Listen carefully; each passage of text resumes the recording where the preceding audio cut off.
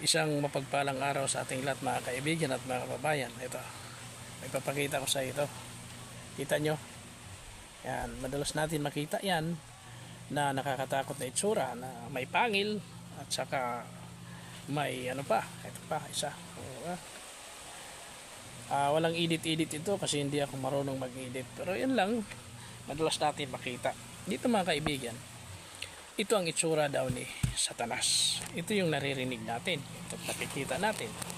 Nakakatakot. Pula ang balat. At siguro hindi kaya-ayang lapitan. Hindi kaya-ayang tingnan.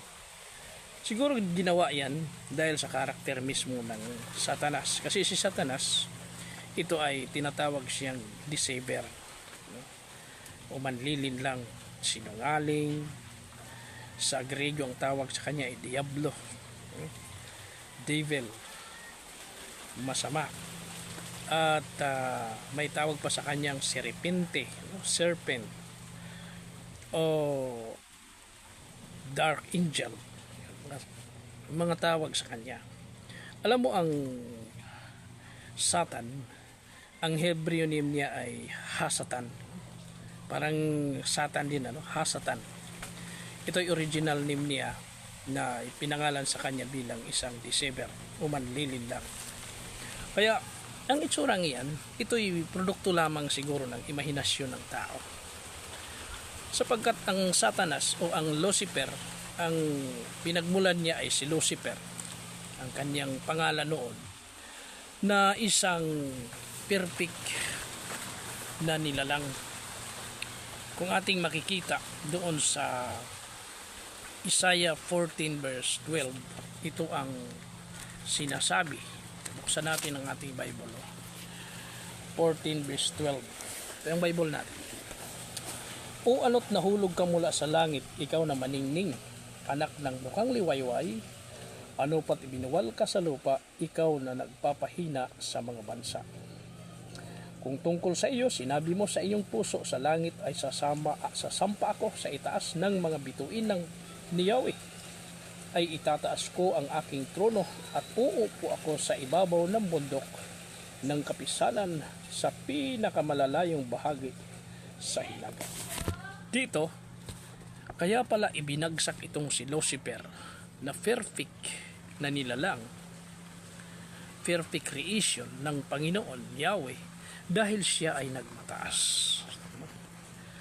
At dahil sa kanyang pagmamataas, nakumbinsin niya ang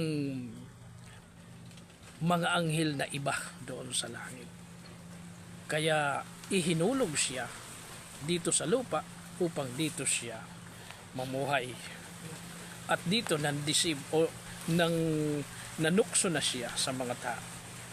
Kaya ang tukso mga kaibigan na gawa ni Satanas o si Satanas na manunukso, siguro wala namang matutukso sa ganong itsura, no? Sino ang sasama doon? Sino ang maiingganyo sa ganong klaseng itsura? Baka matakot ka, hindi ka lumapit, hindi mo dapat makita kung ganong ang itsura. Kaya ito ay imahinasyon lang na ginagawa ng mga tao, siguro para ang intensyon para katakutan si Satanas. Pero ang hindi alam ng mga tao na si Satanas ay nagbabalat kayo. Nagiging maganda siya o talagang maganda naman siya para may matukso. O mabuting magsalita para may matukso. O may ma-deceive. So kahit si Satanas si Satanas ay mayroon siyang kapangyarihang spiritual din.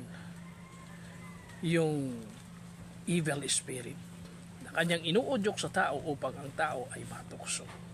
Hindi sa mukha ni Satanas matukso. No? Kasi ang totoong mukha ni Satanas, siya ay perpektong nilalang ng Panginoon.